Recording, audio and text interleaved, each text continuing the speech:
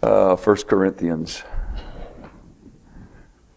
I was hoping that a neighbor had a chance to I didn't create the crossing of our paths, but I did cross paths with a neighbor down the road and invited her to bring her children today. And one of them, 5-year-old Willie, I actually talked to through the window, and so I was hoping maybe they would be here today. But maybe another time.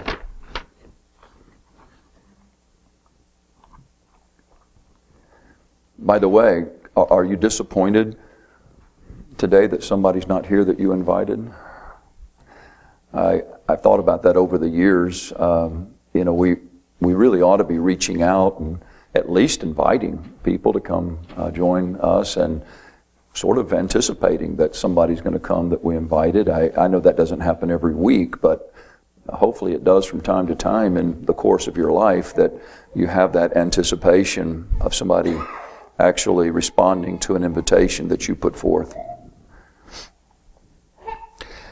I'm going to begin some thoughts today, and we'll go as long as I can, or that my time is allotted. And this is a little different. I guess to some degree, I've got my thoughts down here on paper, but I'm not exactly sure where all this is going to go. It really is springing from our men's prayer time from January 6th, where we discussed some ideas from 1 Corinthians chapter 8 through 10. And I've entitled this Guidelines for Christian Liberty. And that, you can go a lot of different ways with a title like that. And even from this particular passage, I suppose there could be a number of points of emphasis that we could kind of get bogged down with. My goal today is just to kind of give some overview thoughts and principles. In every community of Christians, there are differences in the outworking of the liberty that we enjoy in Christ. In fact, if you track over the course of Christian history, and even if you take that history of God's people back before the cross, and then through the cross and post-cross and New Testament, etc., you're going to find there's differences among the people of God. For example, if you read J.C. Ryle's book on holiness, you're going to find there's things that he puts in there that he almost, it seems, if you are participating in those things, you're hellbound. And things like playing cards. And there was a time in my life where I would not play with face cards. I just wouldn't do it. It was an evil. It was a wickedness. It was it was whatever. And there are things that other things, I won't get into a list today of things, but you probably have them in your life as well, where because of the influence that you were brought up under, there were things that were categorized as sins. But then you go to the scriptures and you sort of scratch your head like, where did that come from? How did they make that a sin?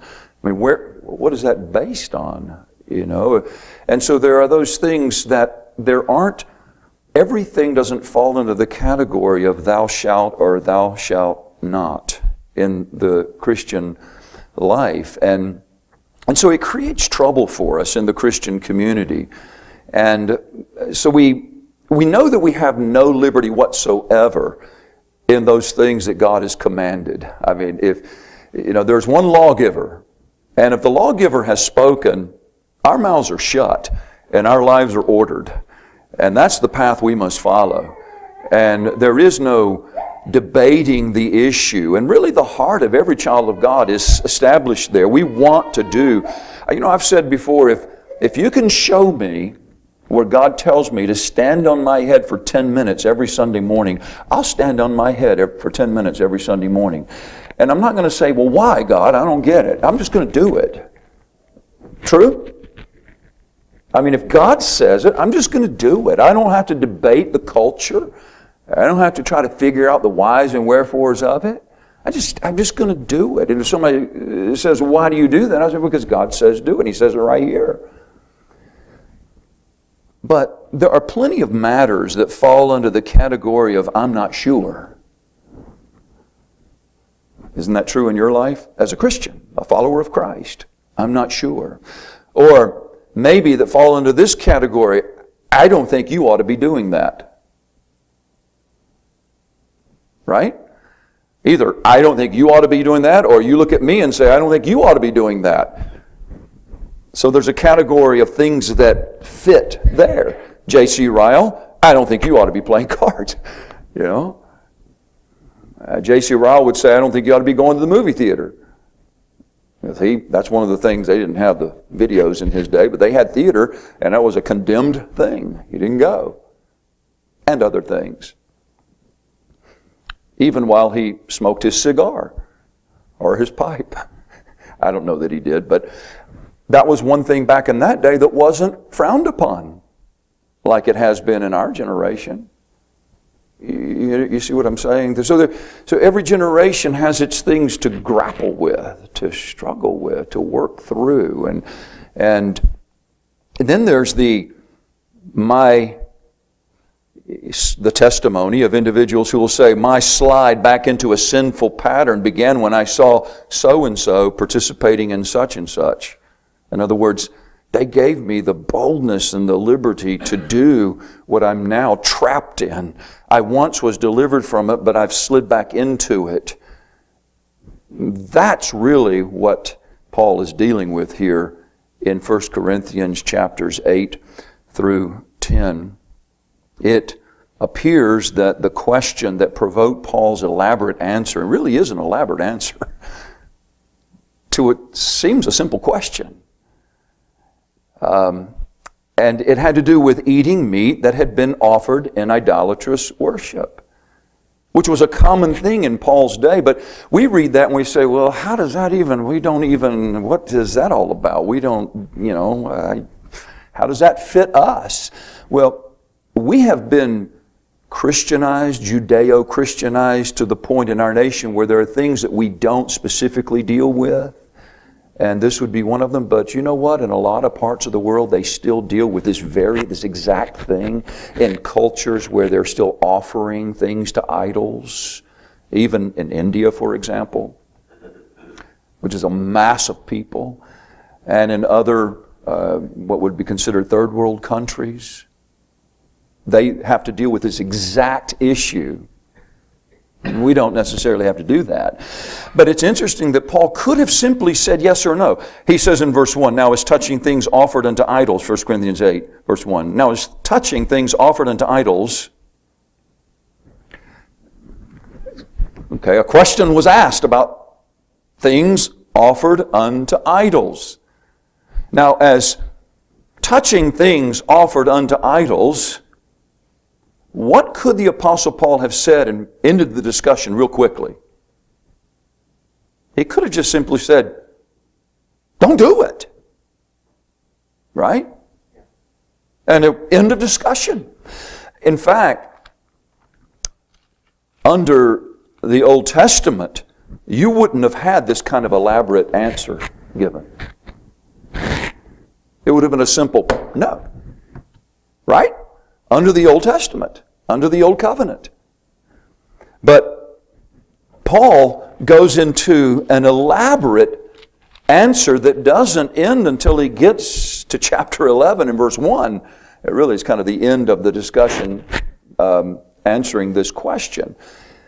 Back in Acts chapter 15, at the Jerusalem Council, there was a letter that was written. And the letter that was written to the Gentiles had this included in it, in Acts 15 and verse 29, that you abstain from meats offered to idols. So Paul, why didn't you just quote that letter? Why? Now he does get to this, by the way, in chapter 10. He gets to it more specifically. He addresses this issue. But that's not where he begins. Now, as touching things offered unto idols, we know that we all have knowledge. Now, he may be speaking sarcastically there, but the idea is that there's this assumption that there is a knowledge, at least some in the Corinthian church. There was this assumption that all have a knowledge that would guide them. And Paul is going to argue, no, that's not the case. If any man think that he knows anything, he knows nothing, yet as he ought to know. But if any man love God, the same is known of him. So Paul, at this point, launches off into a number of related ideas in answering this question. And I want to spend just some time thinking through some of the thoughts. There's a guiding principle that he establishes here that is critical for us to get for the day in which we live. Christians are still grappling with should I or should I not in regard to matters that the world doesn't even question. And some of the things that are in question here are things that the world of Paul's day was involved in. There was no question in the world about these things. So the Christians were having to grapple with this. How do we engage in a world that we live in? He's going to get into that more in chapter 10, when you're invited out to eat and things like that. And how do you deal with these things? And we'll look at that more later. So in chapters 8 through 10,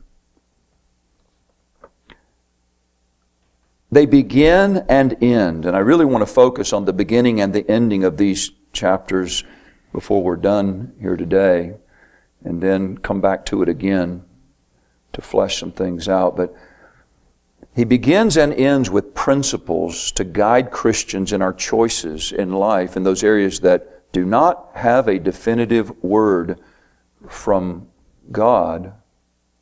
Or there is a definitive word that we can find, but how is it supposed to be applied in our lives in relationship to others? And that really is what Paul is dealing with. He's dealing with life and relationships. How does what we do impact others? This is critical. The life of the Christian is not just about how do I live my life? What do I think is right? What do I choose to do?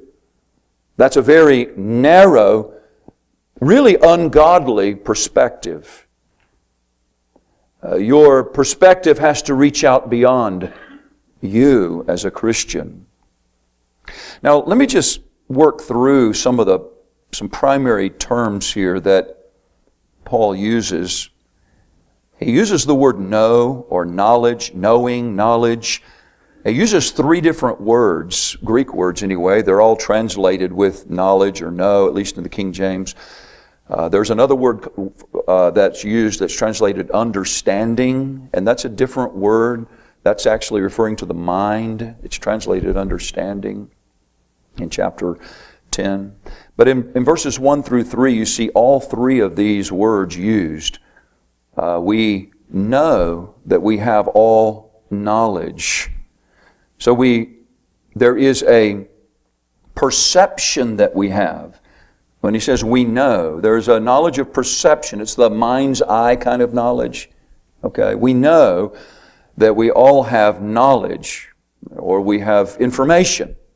We have the information. The academic, we might say, the textbook stuff, we know it. Knowledge. Knowledge puffs up, but charity edifieth. If any man think that he knows, that is, if he thinks that he understands, he perceives, he grasps, he sees it, he's got that level of knowledge, anything, he knoweth, and that word is the word for just general knowledge, information, nothing, yet as he ought to know it. But if any man love God, the same is known of God. And it's interesting, the various ways Paul uses the word know here. That last word known is the same as in verse 2. But the idea of that word is more of an intimacy, a knowledge of intimacy in verse 3. The same as known of Him. Then there's the word charity, which is love, in verses 1 and 3.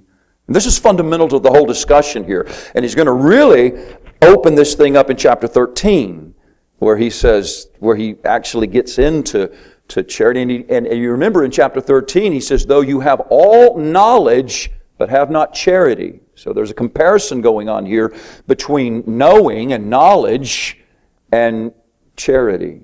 We'll talk about that more here in a few moments. And then there's the word liberty in verse 9. But take heed lest by any means this liberty of yours become a stumbling block to them that are weak. And the word liberty is found, about 6 other times in chapter 9. But it's not translated liberty, it's in the King James, it's translated power. But look at chapter 9, verse 4. Have we not power to eat and to drink? And I think that's important because what you're seeing in chapter 9 is Paul illustrating the principle in a very personal way. We'll discuss that later. So have we not power or liberty to eat and to drink? In verses 4 through 6, he uses it several times. Have we not power, liberty to lead about a sister, a wife? In verse 6, have not we power or liberty to forbear working? So he's contrasting in chapter 9 the liberty that he has, and yet the choices that he makes are not choices that are dependent only upon the liberty that he has, or the power that he has. Then there's the word conscience. And that's seen in chapter 8 and in chapter 10. And this seems to be a pretty significant part of Paul's concern.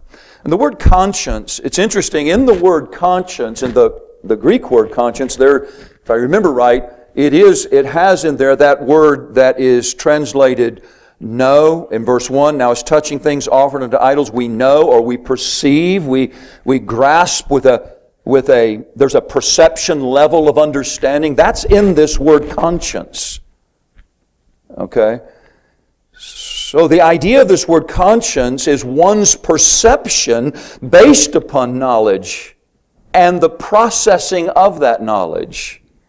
So your conscience is sort of self-evaluating self. And you see that used in Romans chapter 2. And verse 15, maybe it would help to just flip over there and read this in chapter 2. Which show the work of the law written in their hearts, their conscience also bearing witness. And their thoughts, the meanwhile accusing or else excusing one another. That's the way that conscience works. The conscience is that part of you that's evaluating. And it's evaluating based upon knowledge, information, and perception of that information, or the way that you digest that information. And so all of that has a bearing on guiding you, and that which becomes either a stumbling block or not. And of course it is that which leads us in our decision making in our lives, in many areas of our lives. By the way, thou shalt not commit adultery. Is that a matter of conscience? I mean, in one sense you might argue yes, if by conscience you mean the law that's written on your heart is informing your mind and your choices.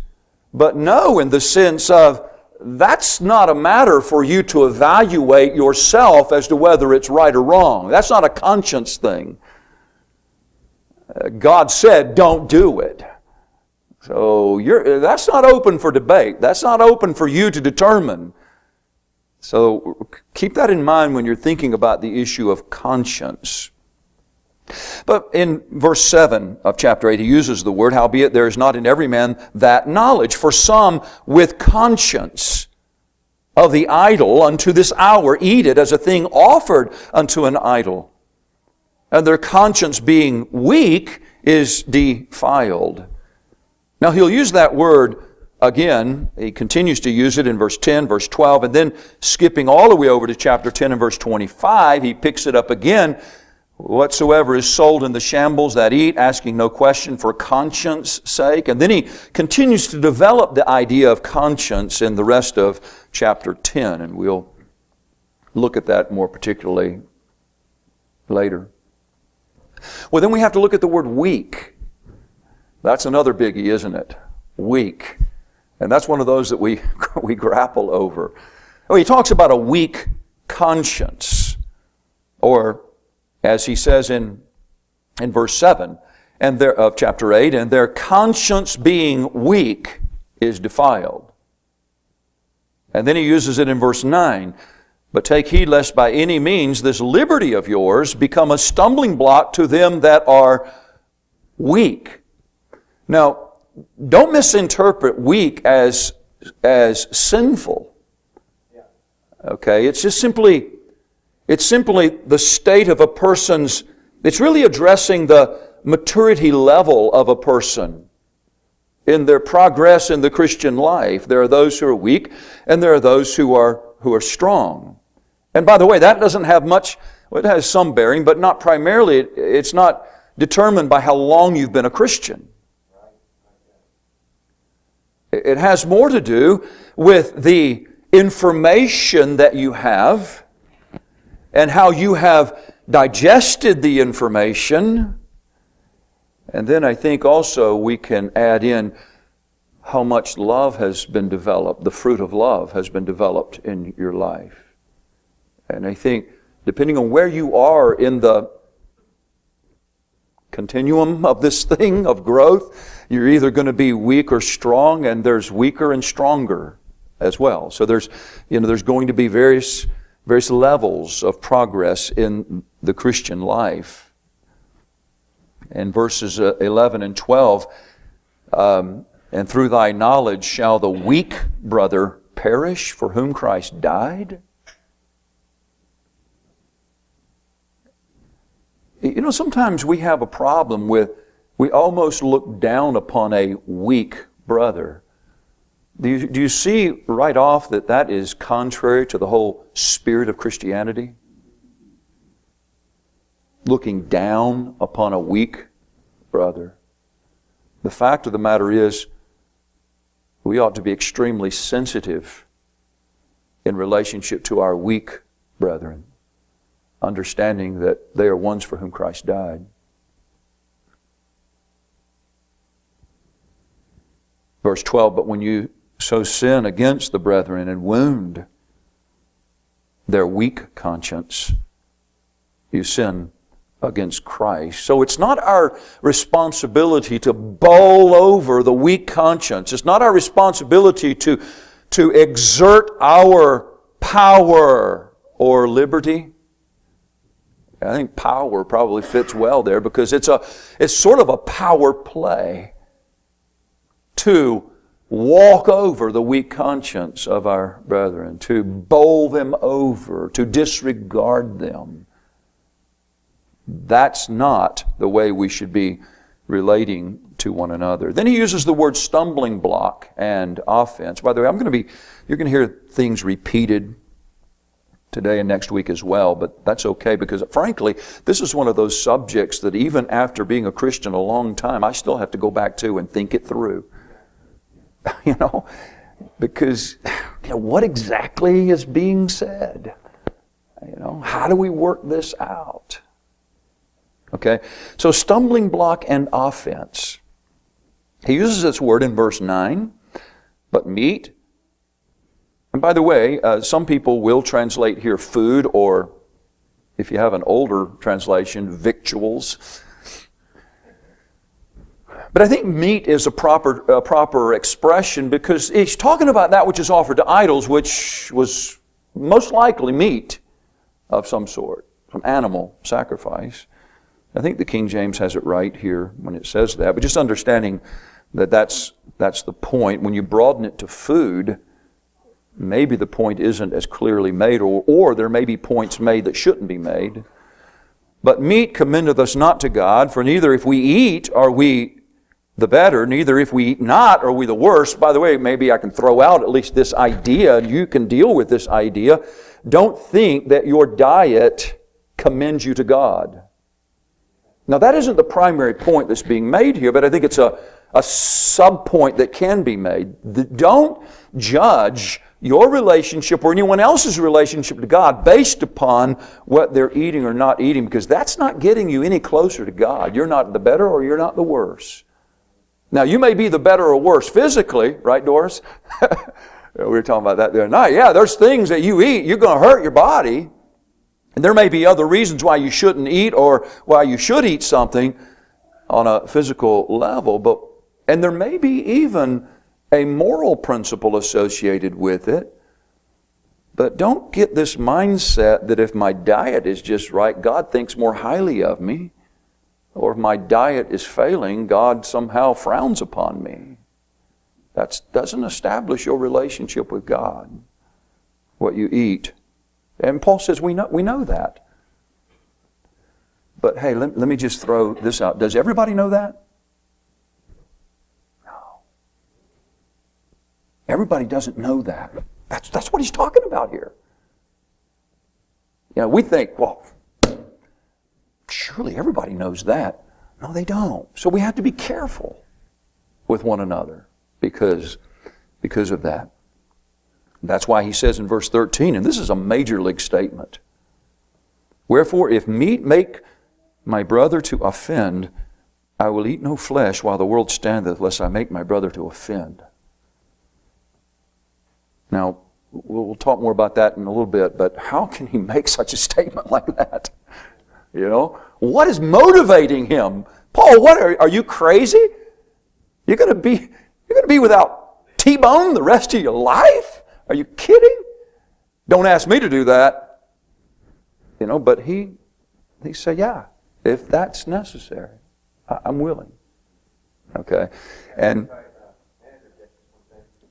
one example of the other is that some people know it's wrong, and some people like to read more on the Old Testament, like some of the practices in the Old Testament. Yeah. And so they talk about unclean meat or unclean things that can be eaten, and that might be that person that you're talking about. Sure. And the thing is, Paul is really, what he is establishing here is a new covenant principle. If your life is being governed by old covenant principles, separated from new covenant light, you're going to have trouble. You're going to have problems. We're going to talk some about that in the message to come. But these are some fundamental thoughts here. He makes this point again in chapter, or uses the word anyway, again in chapter 10, verse 32, where he says, give none offense. So the word, that's actually not the same Greek word that's translated stumbling block and offend in verse 9 and 13 of chapter 8. But it's a similar idea. So let me just stop here to say this, that when he talks about a stumbling block and an offense, he is not referring to feelings.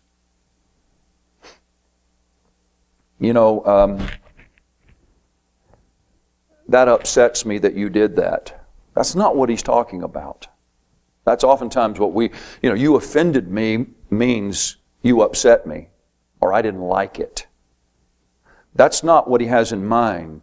He's talking about that which causes another's regression into sin. So, here is someone who has developed a very strict, even legalistic, thou shalt nots that aren't grounded upon God's law, but upon their own formulation of laws, dot-to-dot reasoning, and they've established this, and you come along and you do something that in their minds is forbidden. You're not causing them to stumble. They are settled. They're not going to do what you're doing. Okay? You're not offending them. Now, you may be offending them in that they're upset at you. They don't like you. That's not the offense that's in view here.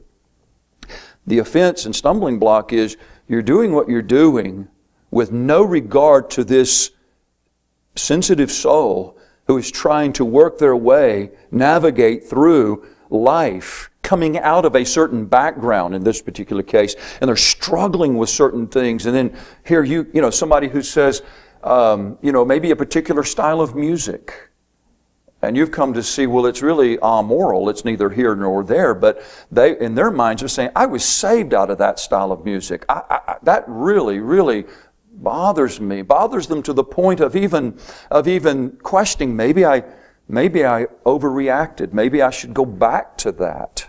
You know, that would be an example of what we're talking about. Or somebody who has an alcohol issue. I still, maybe I'll just not use a name, but who actually said, lived on the property here, and said they walked out and there was alcohol sitting on the front porch, if I remember right. Somebody had put alcohol on the front porch of this person who had a history of problem with alcohol. It's like a guy that I communicated with in California, and he was in a church, and in this church they were trying to encourage him to exercise his liberty to drink. And he says, I can't do this. Like Skipper, I was talking to him just this last week, and he said, I'm living with guys in here, and they say, boy, as soon as I can't wait to get a six-pack or a whatever when I get out. And he looks at them and he says, that's just going to take you right back to where you came from. And Skipper says, I know one thing, though I may not be able to prove that thou shalt not drink in the Scriptures, I can tell you this, I can't do it. Because if I do it, I know what's going to happen. Okay? So here you are in church, and this person's coming to church, and you have liberty, you have power, and you exercise that liberty with this person, in front of this person, and you become a stumbling block. Do you see that's an example right there. You become an offense because you weren't thinking of anybody but yourself as you indulged in that which you had liberty to indulge in. So I'm just saying this to clarify stumbling block and offense. Sometimes we get confused with that, and so you have people in the church that really going to control everybody. I'm going to control everybody because everything bothers me. You know? It bothers me, Bobby, that your beard is so long. That's an offense to me. I want you to go cut it. You know, it's an offense to me. That's not the point. Your beard doesn't cause me to want to go do anything immoral or ungodly or go back into some sort of previous lifestyle. You know, it doesn't have, it's just, I might like or might not like beards, but that's my problem that I have to deal with. So Paul poses a major contrast in this passage. See here, I'm really presenting this in a very different way than I ordinarily would present a subject or a study or this is not really a message, it's kind of a teaching time. And one of the reasons is because I think these are things that, you can hear a message that's all put together just, boy, that was a beautiful flow of thought, and you get to the end and yet, okay, but I'm still right where I was before. How do I deal with, you know what I mean? You still are struggling with details and issues and particular examples in your own life as to what should I do or what shouldn't I do in regards to those things which God doesn't give a definitive word on. So Paul poses a major contrast, and I think this is the root of what he's getting at. Edifying versus tearing down. And that's what he says in verse 1. Now, of chapter 8, now as touching things offered unto idols, we know that we all have knowledge. And here's the key phrase, and I think this guides everything that's being said. Knowledge puffs up, but charity edifies. That's the fundamental point here. Knowledge puffs up, and charity edifies. In verse 7, howbeit there is not in every man that knowledge, for some with conscience of the idol unto this hour eat it as a thing offered unto an idol, and their conscience being weak is defiled.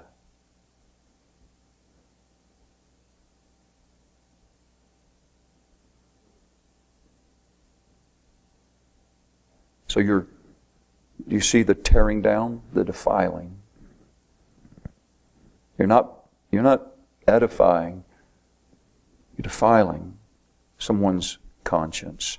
And then in verse 11,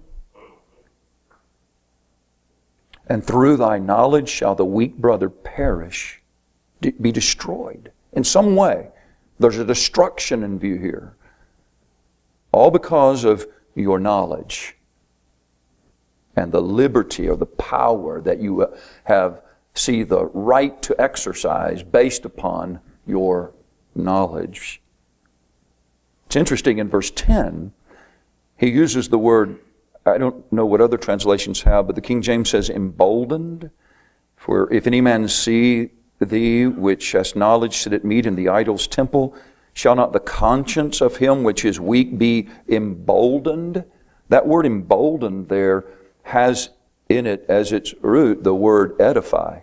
That's interesting. It's a different kind of building up. Building up to do something which they should not do. Eat those things which are offered to idols. Okay? Which he's going to get to in chapter 10 in particular.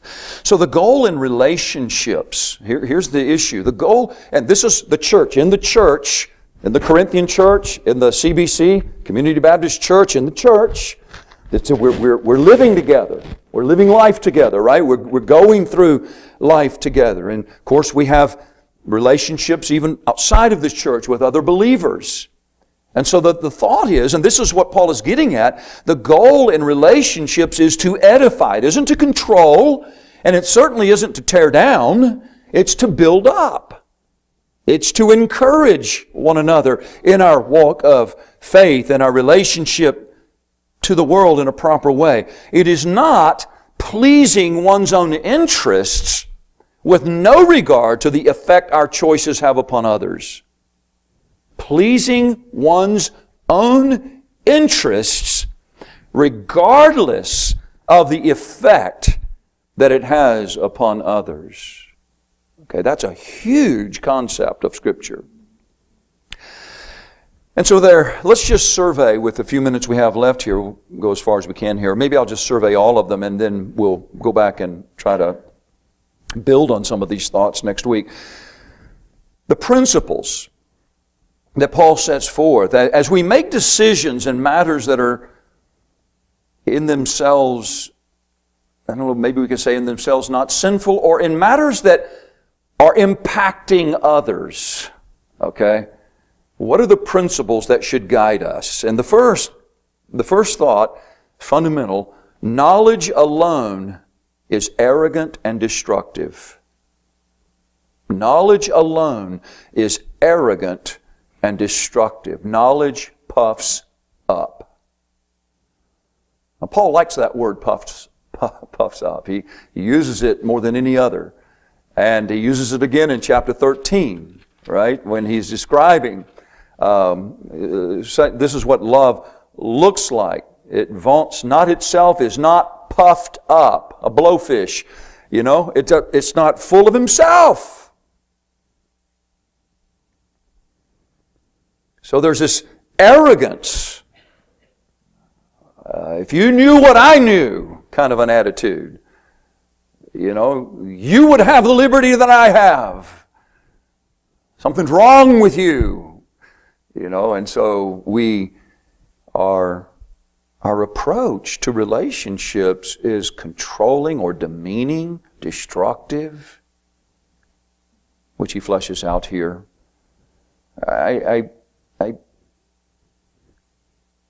Would you agree with this? Knowledge can be dangerous. Yeah. I believe I've lived those seasons of my own life where I knew a lot and I was dangerous. And why? You notice verse 2, he says, if any man thinks that he knows anything, he knows nothing yet, as he ought to know. As he ought to. Well, how ought I to know something? Well, knowledge can't be a standalone thing in the Christian life. What has to accompany knowledge? Yeah. Knowledge, as someone has said, knowledge ends with you. I think that's a good way of putting it. Knowledge ends with you. Charity or love considers others. And so knowledge alone is arrogant and destructive. The second principle is love guides the proper application of knowledge. Love does. Now there's wisdom involved in this as well. But even wisdom without love love takes into account the impact upon others. Let me just throw this out quickly as I'm thinking about it. Are we commanded to like one another? No. Are we commanded to love one another? Yes. What's the difference? Well, a whole series of thoughts can be thrown out, but here's one of the differences. Like is really all about me. I mean, I like you, Michael, but you know, that really says more about me than it does you. Because there's things about you that please me, satisfy me, do something for me in a positive way. I like you. See, I like you. But if I love you, you see, all of a sudden, I have decreased and you have increased. It's not about me. That's why Jesus says, love your enemies. I can give of myself. I can make a choice to sacrifice. I can do what Paul is saying do here in chapters 8 through 10 if love is the controlling principle in my life. Now, don't misunderstand. He is not saying that knowledge is insignificant or knowledge is nothing or it doesn't matter what you know. That would be an error to say that. What he's saying is knowledge alone puffs up. But charity or love builds up. It edifies. It tends to others. And it's love for God supremely, verse 3. But if any man love God, that's where love begins.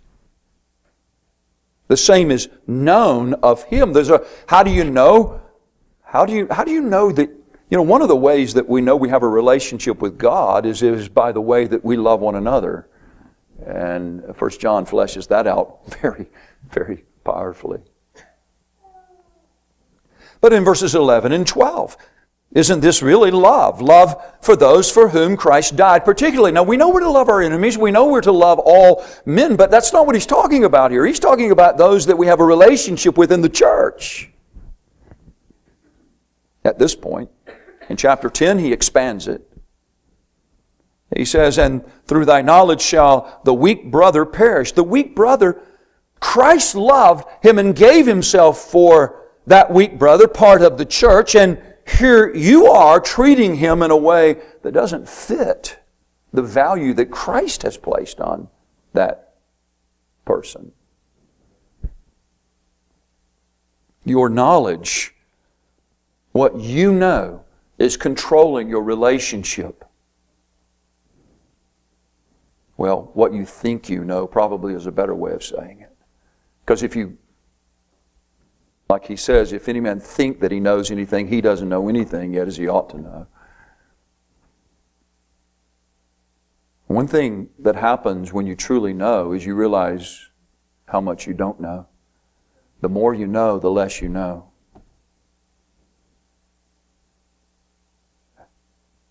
And where love is in a person's life like that, it frees you up to do things in relationships that you never would have been able to do before because knowledge was in the way. But when you sin so against the brethren and wound their weak conscience, you sin against Christ. Those are powerful words, and whatever that means, I hope you won't read those words and say, well, I don't know what it means, so I'm just going to ignore it. I hope you'll be sensitive enough to know that there is something that you can do in your relationships to one another that is equivalent to sinning against Christ, whatever that is. It's a serious matter how we relate to one another. And of course, love generally, he talks about in chapter 10 and verse 24. He says, let no man seek his own, but every man another's. And the King James adds wealth there. It's italicized. I'm glad it's italicized because it's not in the original, but that's kind of an interpretation insert. Let no man seek his own, but every man another's. Isn't that really kind of almost a definition of love? Well, we're going to stop here, but the guiding principles. Knowledge alone is arrogant and destructive. Love guides a proper application of knowledge. Third will be God's glory must always be our ultimate goal in our choices. That's in verse 31 of chapter 10. And then fourthly, the good of others, not my own benefit, must guide me in my relationships. Verses 32 and 33 of chapter 10. And we'll come back to that next week. Do keep this in mind as you process these things in your own life. You do have liberty. There is liberty. It's genuine, it's real, it's in Christ. But liberty in Christ is not liberty from Christ. Keep that in mind. That's why Paul says in chapter 11, verse 1, follow me as I follow Christ. That's the kind of a concluding statement to his arguments. Okay. Well, we'll close here, and then next week we'll return to it. If there's, I hope you guys will discuss these things because, the definitive word has been written. It's right here in this book, but exactly how to apply it, sometimes that's where we struggle. And so I think it's helpful for us to talk about it, and not just for somebody to be up here teaching or preaching about it, but actually to discuss it. Okay. Father, I thank you for the time that we have together to think through the things that you have said in your word. We know that our relationship